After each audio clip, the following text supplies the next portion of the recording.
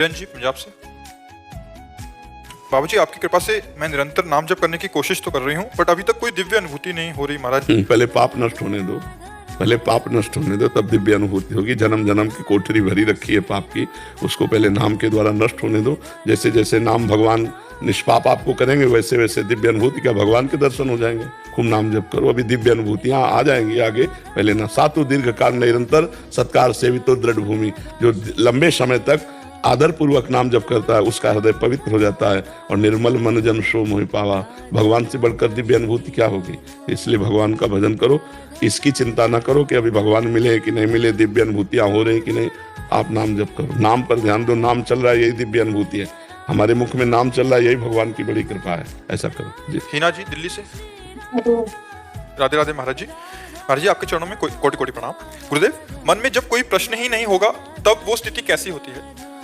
परमानंद में ये स्थिति तभी होती है जब मन सावई मनः कृष्ण पदारविंदयो, मन भगवान के चरणों में लगा है, न सोचति न कांक्षति, तो ब्रह्म भूता प्रसन्न आत्मा, वो अखंड प्रसन्नता से युक्त होती है। जब कोई चाह नहीं, कोई चिंता नहीं, कोई शोक नहीं, कोई उद्विग्नता नहीं, एक अपार आनंद। उसी स्थिति के लिए तो भजन किया जाता है, उसी स्थिति के लिए साधना की जाती है। न मृत्यु का भय, न जन्मने का भय, न कोई चाह, न कोई चिंता। कितना आनंद होगा। तो उसी आनंद के लिए तो हम भजन करते हैं। पर विषयानंद छूटे और भजन हो तब भगवदानंद में स्थिति होती है। अचंचल मन, शांत मन, अकाम, कोई कामना नहीं, तो ये भजन से होगा। खूब नाम जप करे तब होगा जी। ज्योति भूषण उपाध्याय जी। राधे राधे महाराज। हे प्रभु, मैं जो भी बोल रहा हूँ आपकी कृपा और आपके बल से ही बोल रहा हूँ। मैं आपकी अनन्य भक्ति करता हूँ, सदैव आपका ही चिंतन स्मरण ध्यान करता हूँ, श्री राधा नाम जपता हूँ और श्री विग्रह में आपका ही दर्शन करता हूँ। महाराज जी मेरा प्रश्न है कि प्रभु, जब मैं आपका ध्यान करता हूँ तो आपको साक्षात भृकुटी महल आज्ञा चक्र में करना चाहता हूँ। हम पे कृपा करिए प्रभु, दर्शन देकर इस जीवन मरण के चक्कर से मुक्त करें। महाराज जी इसके लिए वो जो हमारा स्वरूप है उसे तो आप जानते नहीं हो, आप देह को जानते हो। सामने जो ढांचा देख रहे हो इसको जानते हो। हमारे स्वरूप तक पहुंचो तब बात बनेगी।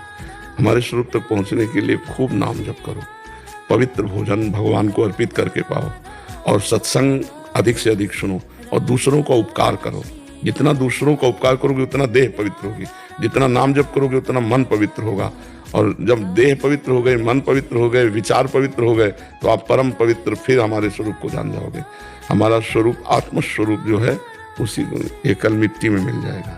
इसका अस्तित्व न कल था न कल रहेगा, आज ही है वर्तमान में। नहीं जैसे प्रभु जी ध्यान करते हैं वैसे राधा नाम जपते हैं, श्री राधा नाम, लेकिन अब बार बार चिंतन आप पे जाता है, आप पे ये सब कुछ ख्याल आते हैं हमको। हाँ, इसका चिंतन करने से आपका परम मंगल होगा। ध्यान मूलम गुरु मूर्ति, पूजा मूलम गुरु पदम। पर ये स्थायी नहीं है, ये शरीर स्थायी नहीं है, ये नाशवान है, प्रतिक्षण मृत्यु को प्राप्त हो रहा है। पर ध्यान आप पे ही जाता है, सुख मिलता है आप पे। हाँ, तो अब हमारी बात समझो कि ध्यान करना चाहिए, ध्यान योग्य है, क्योंकि ये प्रभु को समर्पित जीवन है। पर ये टिकाऊ नहीं है, टिकाऊ पर पहुंचो। पहले खूब नाम जप करो और ध्यान इसी का करो। ध्यान मूलम गुरु मूर्ति, पूजा मूलम गुरु पदम, मंत्र मूलम गुरु वाक्यम, मोक्ष मूलम गुरु कृपा। नाम पर ध्यान करो, राधा राधा राधा। और अगर हमारा ध्यान आ रहा है तो हमारे मुख पे लिखो राधा राधा, फिर आगे बढ़ो। ठीक है जी प्रभु, एक प्रार्थना करनी है जी। प्रभु। आप तो कृपा में लाडली सरकार हो प्रभु जी। प्रभु, बस एक ही कृपा करना भगवान, अभी आवागमन के चक्कर से मुक्त हो जाओ। हाँ, इसके लिए आप अभी मुक्त हैं। अगर राधा नाम चल रहा है, अभी प्राण निकल जाए तो अभी आप भगवत प्राप्त हो जाएंगे। हमारी बात मान लो। एक दिन एक शास्त्र में हम प्रवचन में कह रहे थे कि उसमें लिखा संत वाक्य पर विश्वास कर ले, अगर संत कहते जाओ जीवन मुक्त, तो वो जीवन मुक्त हो जाएगा। तो हम जैसे तुमसे कह रहे हैं कि राधा नाम ले रहे हो, अभी प्राण छूट जाए तो अभी मुक्त हो जाओगे। तो प्रमाण, जब बच्चे को बुलाया नारायण, भगवान का ध्यान नहीं था, भगवान को नहीं बुलाया, अपने बालक को बुलाया जा मिलने नारायण, तो भगवान के पार्षद आ गए और मुक्त हो गया। तुम जान करके राधा बोलोगे तो तुम मुक्त नहीं हो जाओगे। तो आप राधा राधा राधा, और ये विश्वास करो मैं मुक्त हो रहा हूँ। जैसा सोचोगे वैसा बन जाओगे, जैसा बनना वैसा सोचना प्रारंभ कर दो। अब मैं मुक्त हो रहा हूँ। अगर मुक्त ना होना होता तो मुझे साधु समागम न मिलता। जब द्रोही दीन दयालु राघव, तो साधु संगति पाइए। अंबन वचन कर्म से मैं संसार से मुक्त होना चाहता हूँ, तो मैं भगवान के आश्रित हूँ और मैं मुक्त हो रहा हूँ। मैं देख रहा हूँ रोज का रोज मैं मुक्त होता जा रहा हूँ, ऐसा अनुभव करो। मैं निहाल होता जा रहा हूँ, चारों तरफ से भगवान की कृपा घेरे, मैं कृपा में डूब रहा हूँ। भगवान मुझे आकर्षित कर रहे हैं, ऐसा एकांत में चिंतन करो। भगवान मुझे आकर्षित कर रहे हैं, भगवान मुझे मिलेंगे। अगर मिलना ना होता तो ये संयोग ना बैठालते, जरूर वो मिलेंगे। मन अति हरस जनाव न ते ही, आज देखियो परम से। हो सकता है आज स्वप्न में दर्शन हो जाए, हो सकता है ऐसे चलते फिरते हो जाए। आज नहीं हुए तो आज हो जाएंगे। रोज ऐसा सोचो। सबरी जी रोज तैयारी करती थी, भगवान आएंगे। एक दिन भगवान आए।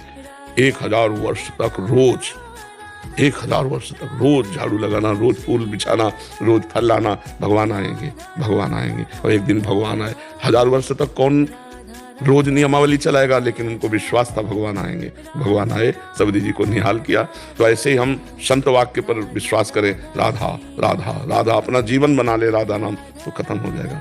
जन्म जन्मांतर के पाप भस्म हो जाएंगे और हम भगवान को प्राप्त हो जाएंगे। वसुंधरा जी, न्यू दिल्ली से। श्री हरिवंश महाराज जी। महाराज जी, सहचरियां सब कलाओं में पूर्ण हैं, लेकिन मैं अधम अपूर्ण हूँ। महाराज जी कह रहे हैं कि हमारी अपूर्णता को दूर करने के लिए और सहचरियों की कृपा प्राप्त करने के लिए महाराज जी मार्गदर्शन की आवश्यकता है। देखो, आचार्य हमारे सहचरी स्वरूप में है। हित सजनी जो हम आचार्य की शरण में हो गई, तो जैसे लोहा कभी मुकुट बन करके देवताओं के माथे पे नहीं लगता, लेकिन पारस मणि छू जाए तो लोहा सोना बन जाएगा, फिर वो देवताओं के मुकुट के योग्य हो जाएगा। ऐसे हम कभी सहचरी नहीं हो सकते, पर आचार्य कृपा हो जाए। व्यास सुवन प्रसाद देह मानसी गढ़े चित्त। हरिवंश महाप्रभु के प्रभाव से हमारा चित्त अपने स्वरूप में आ जाएगा, सहचरी स्वरूप में। और सहचरी स्वरूप आया तो सब सद्गुण अपने आप आ जाते हैं। स्वयं त सकला कला कुशली कृता ना कदा, सुरास मधुरोत्सवे किमपि वेसेत स्वामिनी। जहाँ स्वामिनी की दृष्टि पड़ी तो 64 कला प्रवीण स्वामिनी है, समस्त कलाओं में प्रवीण सहचरियां हो जाती हैं। तो हमें चिंता नहीं करनी। आचार्य शरण में हो, आचार्य शरणागत हो, बस जय जय श्री हरिवंश, जय जय श्री हरिवंश, वो अपने आप संभाल लेंगे। हम उनके हैं, वो हमें कैसे हो पापी क्यों न हो। हरिवंश नाम जो ले तो अलग लड़ेती रीझ के महल खवासी थे। खवासी मतलब सहचरी पद। अलग लड़ेती सी लाडली जो रीझ जाती है, तो हम जय जय श्री हरिवंश, श्री हरिवंश, श्री हरिवंश, राधा वल्लभ श्री हरिवंश रात दिन जपे, अपने आप सब कुछ ठीक हो जाएगा। रितिका जी, ऑस्ट्रेलिया से। राधे राधे महाराज जी। महाराज जी, विश्वास और अंधविश्वास में क्या अंतर है? ये कैसे जाने कि हम अंधविश्वास में तो नहीं? भगवत मार्ग में तो अंधविश्वास बहुत जोर का काम करता है। नहीं, मानने से ही जाना जा सकता है। भगवत विश्वास में बुद्धि लगाओगे तो फेल हो जाओगे। भगवत विश्वास में माना जाता है। सबसे पहले श्रद्धा काम करती है, फिर विश्वास होता है। पहले विश्वास नहीं, पहले विश्वास की जरूरत नहीं, पहले श्रद्धा की जरूरत है। भवानी शंकरो वंदे श्रद्धा फिर विश्वास रूपिणो। प्रथम हृदय श्रद्धा जो करे, श्रद्धावान लभते ज्ञानम तत्परा संहितेन्द्रिया ज्ञानम लब्ध्वा परम शांति मत्सरेणाधिगच्छति। जब हमें ज्ञान हो गया तो विश्वास तो हो ही जाएगा। श्रद्धावान लभते ज्ञानम, पहले हम श्रद्धा करें भगवान पर, संत पर, शास्त्र पर। तो जब पवित्र श्रद्धा हमारी होगी तो हमको ज्ञान हो जाएगा कि शास्त्र क्या कह रहा है, ये संत क्या कह रहे हैं, ये गुरुदेव क्या कह रहे हैं। तो बिनु जाने न होय प्रतीति, बिन प्रतीत होय नहीं प्रीति, बिन प्रतीत उपजय नहीं विश्वासा, और बिन विश्वास भगति नहीं ते बिन द्रवहि न राम, राम कृपा बिन सपने जीवन अल्लाह विश्राम। तो अंधविश्वास का मतलब होता है जो कहा गया वो मान लिया, उसमें विचार नहीं किया। जो कहा गया वो वैसे ही मान लिया, उस पर विचार नहीं किया। अगर गुरु की वाणी में ऐसा आप करते हो तो आप बहुत अच्छे महापुरुष बन जाओगे। बिना विचार करी शुभ जानी, लेकिन संसार के कार्य में बिना विचारे जे करे ते पाछे पछताए, काम बिगाड़ो आपनो जग में हो धसाए। संसार में तो विचार की आवश्यकता है, लेकिन शास्त्र और गुरु और संत आज्ञा में विचार की आवश्यकता नहीं। वहां तो जैसा बोला वैसा करो, परिणाम देख लेना, बड़ा मंगलमय होगा, क्योंकि आपकी श्रद्धा है, आपका विश्वास है। तो श्रद्धा और विश्वास भगवान का स्वरूप है, वो अमंगल नहीं होने देगा। अगर वो गलत आज्ञा करते हैं तो विश्वास भगवान का रूप है, वो आपको सही मार्ग दिखा देगा। वो आपके हृदय में आ जाएगा कि ये बात ठीक नहीं है, मुझे हट जाना चाहिए, मुझे दूर हो जाना चाहिए। वो विश्वास आपको ऐसी जगह ले जाएगा जहाँ कहीं भी अमंगल नहीं होने वाला। अंधविश्वास शब्द का तो मुझे केवल इतना ही है कि बिना विचार किए, बिना समझे हम उनकी बात मान लें। तो शास्त्र की बात और गुरु की बात और संत की बात साधुते हो न कारज हानि, तो अकारज तो हो नहीं सकता। सभा का आदेश और एकांतिक आदेश, अब इन पर विचार करना है। सभा में कोई भी आदेश करेगा तो बहुत प्रमाणित आदेश करेगा। बहुत मूर्ख हो तो नहीं कहते, नहीं तस्मा शास्त्रम प्रमाणम ते कार्याकार्य व्यवस्थित हो। एकांत के आदेश के लिए सोचना पड़ेगा। अगर हम किसी संत या कहीं एकांत मिल रहे हैं तो वहां हमें देखना पड़ेगा कि धर्म युक्त आदेश है या नहीं। अगर धर्मयुक्त एकांत में आदेश नहीं है तो हमें प्रणाम करके तत्काल दूरी बना लेनी चाहिए। वहां फिर अंधविश्वास की जरूरत नहीं है। सभा में जो उपदेश होगा वो शास्त्र प्रमाणित होगा। एकांत में महापुरुष कभी, जैसे ऊसर बरसे तृण नहीं जामा, ऊसर में चाहे जितनी बरसाओ घास नहीं जमेगी, ऐसे संत हृदय जिम उपज न कामा। क्योंकि आपका स्त्री शरीर है इसलिए हम बता रहे एकांत पवित्र। सभा में तो आंख मूंद कर उनकी बात मान लो, तुम्हारा मंगल नहीं होगा। क्योंकि कोई भी सभा में शास्त्र प्रतिकूल बोलने की हिम्मत नहीं रखता। वो बोलता है तो मूर्ख भी मानने लायक नहीं है। एकांत थोड़ा गड़बड़ हो सकता है। अगर वो सिद्ध पुरुष नहीं है और आप एकांत में उससे मिल रही हैं और एकांत, तो फिर गड़बड़ हो जाएगा। शास्त्र में विचार करने की जरूरत नहीं, वो अपने आप आपको शुद्ध मार्ग बता रहा है। लेकिन जब एकांत में कोई हो फिर वहां विचार करने की जरूरत है कि धर्म है कि अधर्म है। जो प्रश्न उत्तर है सभा में खड़े होकर कीजिए और बस एकांत होकर अपना भजन कीजिए। उनके एकांत में ना आप मिलिए ना उनका एकांत नष्ट कीजिए। पर अगर संयोग वशात कभी एकांत मिलता है तो आपको उस समय धर्म को देखना है कि ये जो आदेश कर रहे हैं ये धर्मयुक्त है या अधर्मयुक्त है। यदि अधर्मयुक्त आपको संशयपूर्ण लगता है तो प्रणाम कीजिए, भाग जाइए और कभी मत जाइए एकांत में, तभी बात बनेगी। समझ में आ गई? महाराज जी इसमें एक समाधान से था महाराज जी, जैसे भक्ति मार्ग में क्योंकि शास्त्र भरे पड़े हैं, अपने भक्तों के चरित्र भरे पड़े हैं, गुरुजन कह रहे हैं उसमें हम विश्वास करें या अंधविश्वास करें, पहुंचेंगे सीधा प्रभु के पास ही। महाराज जी जैसे आज कलयुग बढ़ रहा है तो आज पखंड का भी बहुत बोलबाला हो रहा है। महाराज जी इसमें विश्वास और अंधविश्वास में उस धरा से कैसे देखा जाए? सभा में होश में बोलना होता है सबको, और जो होश में नहीं बोलता उसे मूर्ख कहते हैं, उपहास होने लगता है उसका। सभा में की हुई वार्ता संत महात्माओं की पकड़ लो, वो होश में बोलेंगे। क्योंकि सभा है ना, एकांत में बेहोश हो सकता है। अगर सिद्ध पुरुष नहीं है तो एकांत में गड़बड़ी हो सकती है। बहुत सारे ऐसे हैं कि ये टोटका कर लो, वो कर लो, यहाँ ये बांध लो तो उससे कल्याण हो जाएगा। मतलब वहां अंधविश्वास करें या ना करें महाराज? नहीं, ऐसी बात तो, क्योंकि शास्त्र का तो शास्त्र समझ आ रहा है महाराज जी। बस हम केवल इतनी बात कहते हैं जो शास्त्र कहते हैं, जो संत जन कहते हैं। अब अगर ये कोई की मतलब छू छा ये संत थोड़ी होते हैं। संत तो भगवंत के सिवा कोई बात ही नहीं करेंगे। संत की पहचान क्या है? मच्चित्ता मदगत प्राणा बोधयंता परस्परम कथयन्ति च माम नित्यम तुष्यन्ति च रमन्ति च। ये भगवान ने बताया कि जो मेरे चित्त वाला है, मेरे प्राण वाला है, केवल मेरी चर्चा करता है, मेरी ही चर्चा में रमण करता है, उसी में संतुष्ट रहता है। परस्पर बातें भगवान की, समस्त दुखों की निवृत्ति हरि स्मृति से होती है, भगवान की आराधना से होती है। ये छू छा इधर उधर हवन ग्रह नक्षत्र ये सब, ये हम इन पर, जैसे आप कह रहे हैं संतों के पास वो तो विश्वास अंधविश्वास कैसे जुड़ जाओ वो परम कल्याण है महाराज जी, वहां धोखा हो जाता है महाराज जी। वो अंधविश्वास मतलब उस चूंकि वो अपने यहाँ ऐसा कुछ है नहीं तो हम उस विषय का कोई ज्ञान रखते नहीं और उस विषय की हमारे अंदर मान्यता भी नहीं है। तो ये सब इन बातों में तो अंधकार है, इन बातों में तो अंधकार है। इनको इन बातों को नहीं मानना चाहिए। इस क्षेत्र में हमारी बुद्धि नहीं जाती, हमारी तो बुद्धि शास्त्र और संत ऐसे। तो जैसे तुमने कहा इन क्षेत्रों पे विश्वास नहीं मानना चाहिए।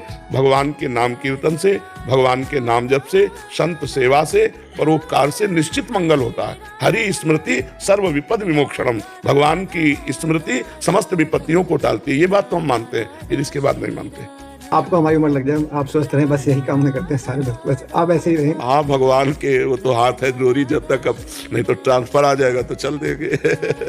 उन्हीं के द्वारा सब है। जब तक आप लोगों के बीच में भगवान रखना चाहते हैं तभी तक रहे। पीयूष जी महाराष्ट्र से, राधे राधे महाराज जी, आपके चरणों में कोटि कोटि प्रणाम। महाराज जी अध्यात्म मतलब क्या है? अध्यात्म का मूल उद्देश्य क्या है? आत्मस्वरूप। अध्यात्म कहते हैं आत्मा को, आत्मा का मार्ग, और अनात्मा का मार्ग ये संसार है। ये जो देह है, देह से लेकर जितना जो कुछ व्यापार है सब अनात्मा असत्य है और आत्मा परम सत्य है। तो अध्यात्म सत्य मार्ग मतलब सच्चिदानंद भगवान का मार्ग, आत्मस्वरूप परमात्मा का मार्ग, उसे अध्यात्म कहते हैं। बोले अध्यात्म के प्रति अर्थात भगवान के भक्त हैं या ज्ञानी महात्मा हैं या योगी महात्मा है, ये सब अध्यात्म के अंदर। योगी उन्हें परमात्मा कहते हैं, ज्ञानी उन्हें ब्रह्म कहते हैं, भक्त उन्हें भगवान कहते हैं, प्रेमी उन्हें प्रीतम कहते हैं। वही एक तत्व है, दूसरा नहीं।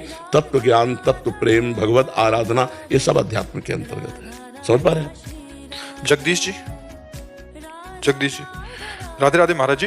गुरुदेव आध्यात्मिक और धार्मिक होने दोनों में क्या अंतर है? आध्यात्मिक जो शुद्ध ज्ञान आत्म स्वरूप से चलता है और धार्मिक जो है वो देह धर्म के अनुसार चलता है। हम पति हैं, हम पुत्र हैं, हम भाई हैं। अलग अलग धर्म है ना। भाई का भाई के प्रति क्या धर्म है, पुत्र का पिता के प्रति क्या धर्म है, पिता का पुत्र के प्रति क्या धर्म है, पत्नी का पति के प्रति क्या धर्म है, पति का पत्नी के प्रति क्या धर्म है, फिर मनुष्य का क्या धर्म, ये सब धर्म के अंतर्गत आते हैं। इसीलिए भगवान ने कहा अध्यात्म के लिए सर्वधर्मान परित्यज्य मामेकम शरणम ब्रज तो अहम त्वाम सर्व पापेभ्यो मोक्षयिष्यामि मा शुचा। तुम इन सब धर्मों को छोड़ दो और मेरी शरण में आ जाओ, मेरा भजन करो, तो इसे अध्यात्म कहते हैं। स्वरूप चैतन्य जी महाराज ऋषिकेश से, राधे राधे महाराज जी। महाराज जी, एक संत जी ने स्वप्न में आकर राधा नाम लेने को कहा, या एक प्रकार से नामदान कह सकते हैं। आगम ग्रंथ इसका क्या वर्णन करते हैं महाराज जी, मार्गदर्शन करें। अगर विश्वास कर लिया जाए तो भगवान ही संत के रूप में आकर के हमें सतमार्ग प्रशस्त करने के लिए वो नाम देते हैं। संत और भगवंत में अभेद स्थिति है। हम तो गए नहीं, हम तो चाह नहीं की, और वो हमारे स्वप्न में आकर यदि कहते हैं कि नाम जप करो, तो मुझे भगवद आदेश मान करके चल देना चाहिए। ये मान लेना चाहिए कि भगवान इस संत के वेश में आकर मुझे ये सतमार्ग दे रहे हैं, मान लेना चाहिए, विश्वास दृढ़ कर लेना चाहिए। कितने ऐसे सिद्ध संत हुए जिनको स्वप्न में मंत्रोपदेश हुआ है, तो ये नामदान तो भगवान के द्वारा ही दिया हुआ है, ऐसा मानना चाहिए। सपने में तुमसे बात किया, तुम्हें बोला मैं जगदम्बा भगवती का उपासक है। बोले जगदम्बा राधा में क्या अंतर है, दोनों तो एक ही है। बिल्कुल ठीक है। इसलिए महाराज जी, लोग संत प्रयागराज में जाते हैं गंगा यमुना सरस्वती का स्नान करने में, ऋषिकेश में रखे गंगा जी की डुबकी लगाया, यमुना की, बरस सरस्वती आपके मुख से निकल जाए। चरण में आज बसंत पंचमी के दिन ही आया है, तो कह रहे थे आप कल आओ, लेकिन आज ही मुझे महाराज जी के दर्शन करने, इसलिए आपकी कृपा ये हो जाएगी कि आपके मुखार में 3 बार राधा नाम कहूंगा तो राधा राधा राधा आप स्वीकार करो। खूब मंगल में भगवान की प्रेममयी यात्रा है। वासना भी सताती, लेकिन जब कभी ऐसा होता तो आपका स्वरूप सामने आता है, मन में शांति आती। देखो, हम तुम्हें वासना नष्ट करने की एक कला बताते हैं। जब वासना आती है तो मन में आती है। आप उसके जानकार हैं, आप उसके दृष्टा हैं, आप में कभी वासना नहीं आती। ऐसा अनुभव करते हैं, ऐसा आप जानते हैं, ऐसा आप मानते हैं, क्योंकि आत्मा निर्विकार है और अंतःकरण विकारी है। तो विकार में ही विकार आते हैं। प्रकृति के विकार आत्मा में कभी नहीं आ सकते। आत्मा का प्रतिबिंब अंतःकरण में जो अहम रूप से पड़ रहा है, उसी से संचालित हो रहा है।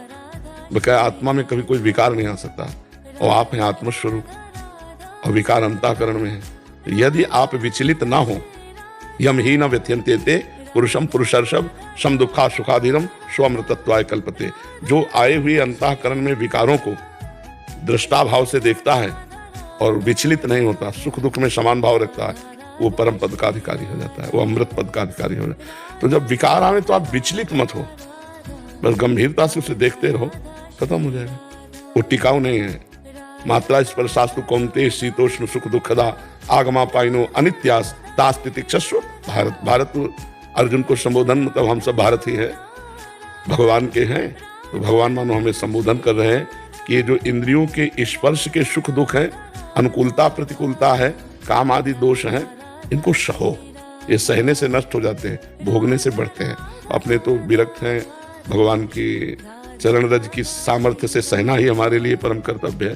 तो वो हमारे में नहीं आते, वो हमारे मन में आते हैं, पर हम उस समय मन में तदात्म हो जाते हैं, बस तभी परेशानी होगी। मेरे में नहीं आ रहे, अंतःकरण में आ रहे हैं। हर बार काटते रहो, मेरे में नहीं, अंतःकरण, मैं इसको देख रहा हूँ, ये मेरे में नहीं है, मैं देख रहा हूँ। बस सह जाओ, चुप शांत, कोई क्रिया मत करो, शांत हो जाएगा।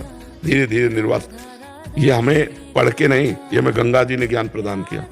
गंगा किनारे विश्ववर्षर है, बिल्कुल गंगा जी में ही, बरेती में ही, आसपास जो, वहां से भोजन मिल जाए, और हरिद्वार से लेकर के विश्वनाथ, काशी विश्वनाथ। आपने कहा रेती खाए, वो बात सुनकर तो हृदय में तो आप कोई विश्वास नहीं बनेगा, कोई विश्वास नहीं। इतनी व्याकुलता भूख की, जब कुछ राय नहीं गया, वैसे उठाए छोटे छोटे शंख के टुकड़े होते हैं ना, वो सीपी आदि के, उनको बीन के अलग किया कि हाथों में न लग जाए, और ऐसे गंगा जल से 3-4 मुट्ठी तो पेट में ऐसे। तब एक हमको संत ने डांटा कि तुम्हारी आंतें कोई लोहे की थोड़ी है जो तुम बालू खा रहे हो। कई दिन भोजन नहीं मिलता, अब गंगा जल कहाँ तक पिए, जवान हो तो पानी की मांग हो। तो भी एक दिन मन में आया कि यार बालू भी तो भगवत स्वरूप है, पाओ इसी को।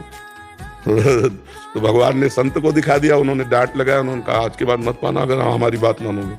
संतों की बात भगवान की बात है।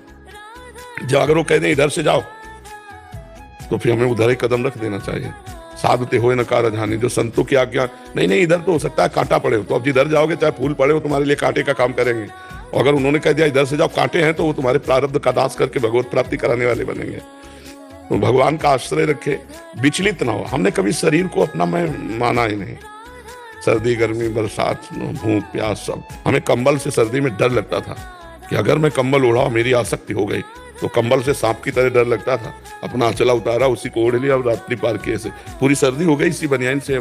अभी जैसे पूरी सर्दी हो गई, इतना जितना गर्मी में पहनते हैं उतने से ही है। यही हमारी पोशाक है, गर्मी की भी, यही है बरसात की भी, और यही है सर्दी की भी। भगवान के बल से जैसी एक रहनी में जैसे वो आगे वो जाने, उन्हीं का बल काम करता है। दिग्विजय सिंह जी, सीतापुर से। ठीक है।